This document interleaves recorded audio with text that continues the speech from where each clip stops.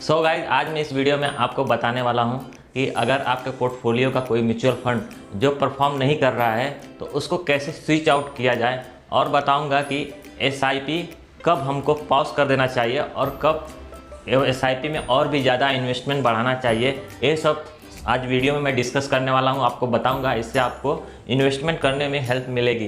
तो आइए चलिए वीडियो को शुरू करते हैं। वीडियो शुरू करने से पहले अपने भाई का नाम जान लीजिए। मेरा नाम है सादिक और आप देख रहे हैं मेरा इंटरेस्टिंग चैनल सादिक का ज्ञान। यहाँ पे आपको जेन्युइन कंटेंट देखने को मिलता है, इन्वेस्टमेंट और म्यूचुअल फंड और टेक रिलेटेड। तो चलिए आइए वीडियो शुरू करते हैं और सबसे पहले बात करते हैं म्यूचुअल फंड के स्विच आउट की।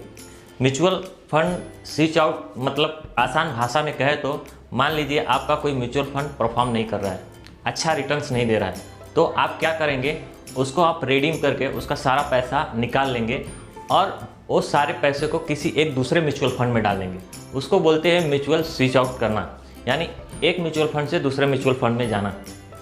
अगर आपके पोर्टफोलियो में कोई है जो काफ़ी समय से अच्छा रिटर्न नहीं दे रहा है, आप पैसा इन्वेस्ट करते जा रहे हो लेकिन उसमें रिटर्न नहीं मिल रहा है, तो आपको उसमें स्विच आउट कर लेना ही ज़्यादा बेहतर है।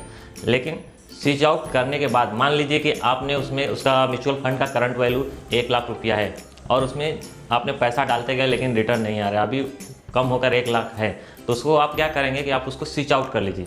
स्विच आउट करने के बाद जो आपके अकाउंट में 1 लाख रुपया आता है वो किसी लमसम आप इन्वेस्टमेंट कर सकते हो। बट इन्वेस्टमेंट करने से पहले आपको ये ध्यान रखना पड़ेगा कि आप कब और कहाँ इन्वेस्टमेंट कर रहे हो। सबसे पहले आपको ये ध्यान देना होगा, जो आपके पोर्टफोलियो में जिस एएमसी का म्यूचुअल फंड हो, सेम उसी एएमसी के किसी म्यूचुअल फंड में, किसी दूसरे म्यूचुअल फंड में आपको इन्वेस्टमेंट नहीं करना है। आपको किसी दूसरे म्यूचुअल फंड के एएमसी में इन्वेस्टमेंट करना है। जैसे आप मान लीजिए कि आपके पोर्टफोलियो में पहले से ही एक्सिस म्यूचुअल फंड का कोई म्यूचुअल फंड है, जैसे मान लीजिए कि एक्सिस ब्लू चिप फंड हो या फिर एक्सिस फोकस 25 फंड हो, ये सब बहुत बेहतर फंड है, तो इसमें मैं जाने की सलाह नहीं दूंगा। इसके बजाय आप किसी दूसरे म्यूचुअल फंड का एएमसी ले सकते हो, जैसे कि मिराय असेट्स इमर्जिंग ब्लू चिप। इसमें आप लमसम में इन्वेस्टमेंट ऐसे म्यूचुअल फंड में आप कर सकते हो। लेकिन अगर इन्वेस्टमेंट आप करते हो तो आपको इस बात का ज़रूर ध्यान रखना पड़ेगा कि जिस टाइम आप इन्वेस्टमेंट कर रहे हो उसका एनवी कहीं बहुत हाई तो नहीं है, यानी उस समय मार्केट बहुत हाई तो नहीं चल रहा है। अगर बहुत हाई एनवी पे आप पैसा इन्वेस्टमेंट कर दोगे पूरा 1 लाख रुपया, तो इसमें आपको कुछ बेनिफिट्स या कुछ फ़ायदा नहीं मिलने वाला है और थोड़ा नुकसान ही हो जाएगा।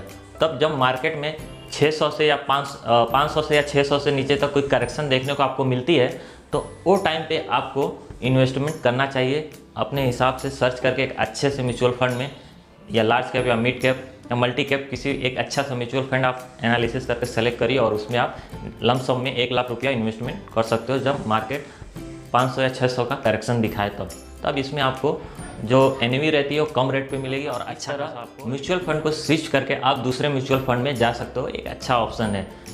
ये ध्यान रहे, जब मार्केट ज़्यादा हाई हो, उसका एनवी ज़्यादा हाई हो, तो वो टाइम पे इन्वेस्टमेंट करने से आपको बचना चाहिए। जब 500-600 का करेक्शन देखने को मिले या मार्केट थोड़ा गिरावट करे, वो टाइम पे आप इन्वेस्टमेंट करोगे तो आपको अच्छा खासा रिटर्न आगे चलकर मिल सकता है। और आज एसआईपी के बारे में बताता हूँ। एसआईपी क्या होता है? Systematic investment plan. एक इन्वेस्टमेंट में एक बहुत अहम हिस्सा होता है जब आप इन्वेस्टमेंट करते हो। तो एसआईपी को कब तक चालू रखें और कब पॉज कर दे, ये भी हमको बहुत ध्यान देना पड़ता है। मान लीजिए कि एसआईपी आपका 2000 चल रहा है, कंटिन्यू चल रहा है, तो उसको आपको बंद नहीं करना है, रोकना नहीं है, एसआईपी चलते जाना चाहिए। लेकिन मार्केट जब बहुत हाई चल रहा हो, ऊपर बढ़ा हो मार्केट, और टाइम पे आपको और एसआईपी उसमें बढ़ाने की ज़रूरत नहीं है, 2000 पे ही चलने दो। अगर मान लीजिए जब मार्केट थोड़ा नीचे आता है, डाउन होता है, करेक्शन होता है मार्केट में, वो टाइम पे अगर आप एसआईपी में बढ़ाना चाहे तो मॉडिफिकेशन करके 2000 या 4000 का मंथली एसआईपी करके आप थोड़ा और ज़्यादा उसमें इन्वेस्टमेंट करेंगे तो आपको जो एनवी है, जो गिरावट में एनवी आपको ज़्यादा मिलेगी कंपेयर टू। और एनवी जब बढ़ा हो टाइम पे खरीदी यानी इन्वेस्टमेंट करोगे तो थोड़ा कम आपको एनवी यानी उसका यूनिट्स मिलेगा। लेकिन जब मार्केट गिरता है वो टाइम पे आप एसआईपी बढ़ा के इन्वेस्टमेंट करोगे उसमें, तो आपको ज़्यादा यूनिट्स मिलेगा एनवी का और आपको रिटर्न भी आगे चल के ज़्यादा देखने को मिलेगा। और एसआईपी अगर आप किसी इक्विटी म्यूचुअल फंड में करते हो तो उसमें आपको ये सोच कर चलना पड़ेगा कि एसआईपी आपको 3 साल या उससे ज़्यादा लॉन्ग टर्म के लिए आपको एसआईपी उसमें करना चाहिए। कम से कम आपको 2 साल या उससे ज़्यादा का ही एसआईपी इक्विटी फंड में करना चाहिए। अगर आप उससे कम का या साल भर 1.5 साल या 18 महीना तक का कोई आप SIP करते हो तो आपको इक्विटी म्यूचुअल फंड में नहीं करना चाहिए, क्योंकि उसमें मार्केट कम ज़्यादा होते रहता है, उतार चढ़ाव, तो उसमें आपको नुकसान होने का ज़्यादा चांसेस रहता है। इसके लिए अगर आप साल भर 1.5 साल के लिए आपको SIP करना है तो आप किसी डेब्ट फंड या इक्विटी प्लस डेब्ट फंड में आपको इन्वेस्टमेंट करना चाहिए। इसमें आपको ज़्यादा नुकसान नहीं होगा। आपको शॉर्ट टर्म जो म्यूचुअल फंड है उस पर ध्यान देना चाहिए या किसी इक्विटी डेब्ट में आपको जाना चाहिए।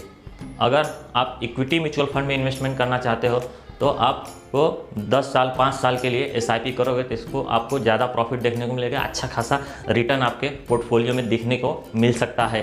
आप समझ गए होंगे। अगर आपको ऐसा लगे कि मार्केट बहुत हाई चल रहा है, ऊपर चल रहा है, वो टाइम पे आप अपना SIP जो है आप उसको पॉज भी कर सकते हो, रोक के रख सकते हो। अगर आप जरोधा का डीमेट अकाउंट आप यूज़ करते हो तो उसमें अच्छा खासा ये ऑप्शन है कि आप SIP को मॉडिफाई कर सकते हो, कम ज़्यादा कर सकते हो, उसको पॉज करके भी रख सकते हो। मान लीजिए कि इस महीने में मुझे कोई SIP के थ्रू इन्वेस्टमेंट नहीं करना है, स्टॉप कर देना है, आपके पास मनी प्रॉब्लम है, उस महीने के लिए कुछ पैसा नहीं है SIP करने के लिए, तो वो टाइम पे आप SIP को पॉज करके रख सकते हो और इसको अगले महीने में लेके जा सकते हो। या और SIP में आप अमाउंट कम ज़्यादा भी कर सकते हो। मान लीजिए कि इस मार्केट बहुत हाई चल रहा है तो आपको एक ही अमाउंट पे रखना, मान लीजिए 2000 ही पे इन्वेस्टमेंट करना है तो उस पर कंटिन्यू करते रहिए। मान लीजिए कि मार्केट बहुत नीचे आ रहा है थोड़ा, तो आपको घबराने की ज़रूरत नहीं है, उसमें और ख़रीदारी करना चाहिए, आपको और इन्वेस्टमेंट करना चाहिए SIP के थ्रू में। इससे आपको पोर्टफोलियो में अच्छा खासा रिटर्न देखने को मिल सकता है।